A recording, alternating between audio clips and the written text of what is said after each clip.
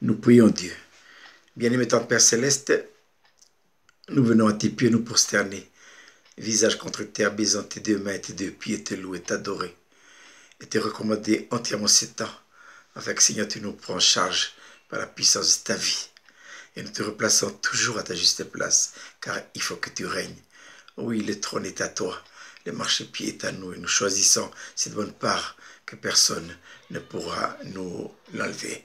Comme tu l'avais dit autrefois à Marie, que Marthe a choisi la bonne part, que personne ne pourra lui enlever. Merci Seigneur, te disons ce matin, parle, tes serviteurs et tes servantes écoute. Dispose nos cœurs à être à l'écoute de ta parole. Tu connais le besoin de chaque cœur. Ô Seigneur, réponds à nos attentes, comme tu sais si bien le faire. Et nous te louons, nous te bénissons, au nom de Jésus. Amen. Jean chapitre 1, l'appel de Nathanaël. André, frère de Simon-Pierre, était l'un des deux qui avait entendu les paroles de Jean et qui avait suivi Jésus. Ce fut lui qui rencontra le premier son frère Simon et lui dit: nous avons trouvé le Messie, ce qui signifie Christ. Et il le conduit vers Jésus. Jésus, l'ayant regardé, dit: tu es Simon, fils de Jonas. Tu seras appelé Céphas, ce qui signifie Pierre. Le lendemain, Jésus voulut se rendre en Galilée. Il rencontra Philippe. Il lui dit: suis-moi. Philippe était de Bethsaïda, de la ville d'André et de Pierre. Philippe rencontra Nathanaël. Il lui dit: nous avons trouvé celui de qui Moïse a écrit dans la loi et dont les prophètes ont parlé, Jésus de Nazareth, un fils de Joseph. Nathanaël lui dit: mais peut-il venir de Nazareth quelque chose de bon? Philippe lui répondit: viens et vois. Jésus, voyant venir à lui, Nathanaël dit de lui: voici vraiment un Israélite, dans lequel il n'y a point de fraude. D'où me connais-tu? Lui dit Nathanaël. Jésus lui répondit: avant que Philippe t'appelât, quand tu étais sous le figuier, je t'ai vu. Nathanaël répondit et lui dit: Rabbi, tu es le Fils de Dieu, tu es le roi d'Israël. Jésus lui répondit: parce que je t'ai dit que je t'ai vu sous le figuier, tu crois, tu verras de plus grandes choses que celles-ci. Et il lui dit: en vérité, vous verrez désormais le ciel ouvert et les anges de Dieu monter et descendre sur le Fils de l'homme. L'appel de Nathanaël pour être disciple du Seigneur Jésus-Christ. Eh bien, c'est Philippe. C'est par le témoignage de Philippe que Nathanaël est venu voir Jésus. Philippe a dit à Nathanaël: Nathanaël, nous avons trouvé celui de qui Moïse a parlé dans la loi et dont les prophètes ont parlé, Jésus de Nazareth, fils de Joseph. Nathanaël lui répondit: mais peut-il venir de Nazareth quelque chose de bon? En effet, Nathanaël, comme tous les Juifs à l'époque, étant sous l'esclavage, sous la coupe de Rome, ils attendaient le Messie. Ils attendaient un libérateur. Donc, ils étaient là. Alors pour eux, un libérateur, il doit forcément venir d'une des grandes villes, de Jérusalem. Un libérateur doit certainement venir de la haute société. Un homme qui est doué, un homme qui a la sagesse. C'est comme ça que les enfants d'Israël attendaient le Messie. Mais voilà que Philippe a dit: mais non, on l'a trouvé. Mais il n'est nulle part selon le concept de l'homme. Il est de Nazareth. De Nazareth? Mais c'est pas possible. Peut-il venir quelque chose de bon de Nazareth? En effet, Nazareth n'est pas une ville réputée. C'est pas une ville reconnue. Oui, mais le choix de Dieu n'est pas le choix des hommes. L'homme voit à ce qui frappe les yeux. Le Seigneur voit les cœurs. Voilà. Et lorsque Jésus a vu Nathanaël venir à lui, quelle est la première remarque du Seigneur? Le Seigneur a dit, il dit, voici vraiment un Israélite dans lequel il n'y a pas de fraude. Deux mots. Voici vraiment venir un Israélite, dans lequel il n'y a pas de fraude. Israélite et fraude. Cela nous rappelle quoi? Cela nous rappelle l'histoire de Jacob. Qui est Jacob? Jacob, c'est le fils de Isaac. Et son grand frère, c'est Ésaü. On sait que Jacob signifie fraudeur. Hein? On trouve le mot fraudeur ici. Voilà. Jacob, à deux reprises, un, il a volé le droit d'aînesse. Et deux, il a volé par la fraude, par la tricherie. Il a usurpé quoi? Eh bien, les promesses à son père Isaac, par la fraude. Hein? Oui, mais qui dit fraudeur deviendra plus tard Israël. Israël veut dire prince avec Dieu. Oh, mes chers frères et sœurs, l'histoire de Jacob, fraudeur, c'est votre histoire, c'est mon histoire. Nous sommes nés fraudeurs, nous sommes nés bandits, nous sommes nés usurpateurs. C'est normal, puisque David a dit, ma mère m'a conçu dans l'iniquité, je suis né dans le péché. Voilà, c'est comme ça. Mais Dieu dit à Nathanaël, c'est Jésus qui dit à Nathanaël, il a dit à Nathanaël, avant que Philippe t'appela, quand tu étais sous le figuier, je t'ai vu. Je t'ai vu. Ce que Dieu a vu de toute éternité, eh bien, Dieu va constituer avec eux une belle histoire. Dieu va préparer un parcours avec ces gens-là.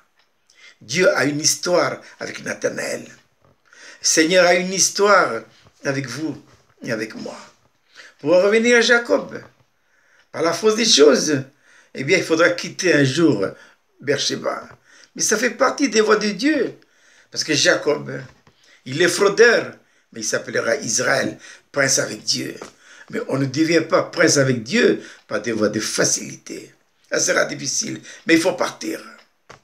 Et pendant cette première nuit à la belle étoile, eh bien, le fraudeur Jacob, il a eu un songe. Et qu'est-ce qu'il a vu dans ce songe? Il a vu une échelle au ciel, l'autre bout au ciel et l'autre bout à terre. Voilà. Et il a dormi. Et dans la nuit, il a vu. Il a vu un mouvement d'ange qui monte et qui descend. Et s'étant réveillé le matin, il a dit, mais que ce lieu redoutable. Dieu est certainement ici, mais moi je ne sais pas. Il a pris de l'huile, il a versé sur le caillou où il s'est fait son chevet. Et il a dit, ce lieu s'appellera Bethel, la maison de Dieu. Bethel veut dire la maison de Dieu. Oui, mais un fraudeur ne peut pas habiter dans la maison de Dieu. Ne peut habiter dans la maison de Dieu que Israël. Jacob doit quitter Bethel. Il faut qu'il continue. Il a atterri chez son beau-père Laban. Voilà. Et après plus de 20 ans, son histoire continue. Il continue à frauder. Il continue à usurper. Il continue ses 400 coups. Mais Dieu a une histoire avec lui. Et voilà qu'en revenant à la maison, c'était cette nuit mémorable sur le Péniel, qui est l'un des affluents du Jourdain, que Jacob, le nom de Jacob, a été transformé. Voilà. Il a lutté cette nuit avec Dieu. Et un ange a déboîté la hanche de Jacob et lui a dit, comment tu t'appelles? Et Jacob a dit, je m'appelle Jacob, fraudeur, usurpateur. L'ange a dit, à partir de maintenant, on ne t'appellera plus fraudeur, Jacob. On t'appellera Israël. Et Israël veut dire prince avec Dieu. Quand Jésus a vu Nathanaël, il a dit, voici vraiment un Israélite dans lequel il n'y a pas de fraude. Le Seigneur a anticipé l'histoire de Nathanaël pour lui dire, voilà ce qui va arriver à toi des années plus tard. Mais tu as la route à faire. Hein. Voilà.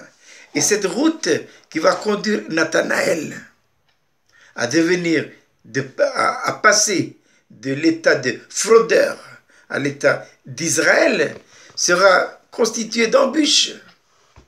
Et il y aura une étape, un passage obligatoire, un passage incontournable où Nathanaël doit passer afin de rentrer dans les réalités spirituelles de cette promesse que Jésus lui a dit, fraudeur, on t'appellera Israël, un prince avec Dieu. Voilà. Et cette étape, c'est Hébreux 4.12. C'est quoi Hébreux 4.12? Hébreux 4.12, c'est la séparation de l'esprit et de l'âme. Voilà. Et à partir du moment où il y aura en nous cette séparation de l'esprit et de l'âme, cette reconstitution intérieure, où notre esprit va retrouver sa juste place, que va se réaliser pour Jacob, pour Nathanaël, mais pour vous et pour moi, ce que Jésus a dit ici. Il a dit, en vérité,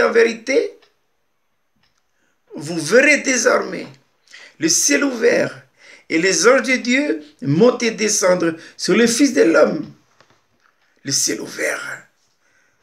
Jésus, quand il a commencé son ministère, il n'a pas besoin de ciel ouvert, lui. Mais il a eu, lui, son ciel ouvert. C'était dans les eaux du Jourdain. Il est passé par là pour nous montrer quel est le chemin où vous et moi, nous devons passer. Voilà. Lorsqu'il s'est fait baptiser par Jean le Baptiste, lorsqu'il est sorti de l'eau, le ciel s'ouvre. Une colombe descend et une voix se fit entendre. Celui-ci est mon fils bien-aimé, en qui j'ai mis toute mon affection. C'est quoi le ciel? C'est quoi le ciel ouvert?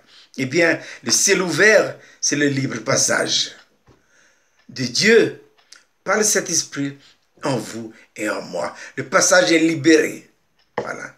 Le mouvement d'ange montant et descendant peut maintenant s'effectuer. De quoi nous parlent ces anges qui montent et qui descendent? Ils nous parlent de la vie. Quelle vie? La vie nouvelle, la vie de résurrection. Par opposition à la vie naturelle, qui est la vie de Jacob, le fraudeur. Voilà. Jésus dans l'incarnation, il est venu. Il est venu pour faire quoi? Il est venu pour accomplir la volonté de Dieu. Oui, mais il est venu aussi pour faire avec vous et moi un échange de vie. À la place de notre vie naturelle, qu'il a d'ailleurs crucifié à la croix de Golgotha, il nous donne en échange une nouvelle vie. La vie nouvelle, la vie de résurrection. Ah, ne l'oubliez pas, mes chers frères et sœurs.